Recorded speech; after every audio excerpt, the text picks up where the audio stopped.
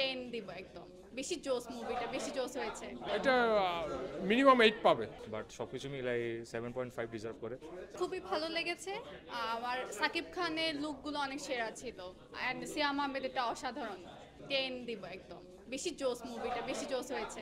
কাহিনীটাই সুন্দর, কাহিনীটাই ভালো লেগেছে। সাবিরা নূরের মানে ইনোসেন্টটা, খুব ইনোসেন্ট ফেসটা খুবই ভালো লেগেছে। নিশ্চিকলের জন্য ওয়েট করছি, এক কথায় অসাধারণ।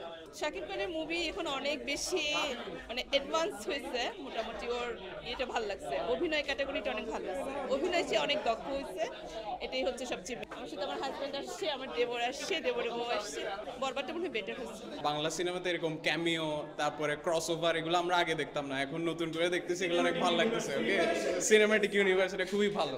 মোনালিসা হেভি ফ্লো 15 পিস প্যাকেটের সাথে 8 পিসের একটি প্যাকেট একদম ফ্রি। মুভি সেই হয়েছে এক তো এক, আমি সাকিব খানেরই এটা নিছি। তারপর দ্বিতীয়ত মুভিটা খুব এন্টারটেইনিং ছিল, and hope for the next sequels actually ভালোই হয়েছে।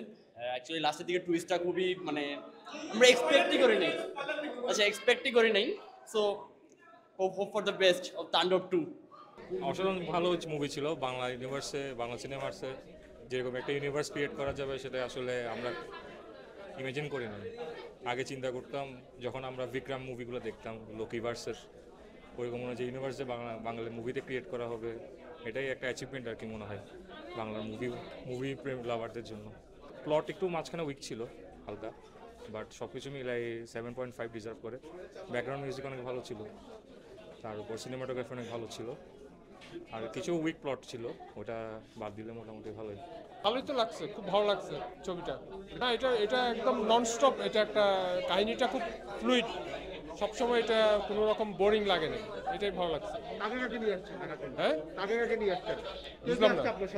আমার সাথে আমার ওয়াইফ আসছে, আমার কাজিনের ওয়াইফ, ওদের কাছে ভালো লাগছে। মোটামুটি অভিনয় মোটামুটি ভালোই, আগের থেকে অনেক ইমপ্রুভ করছে সাকিবের ওর অভিনয়টা। এটা মিনিমাম 8 পাবে।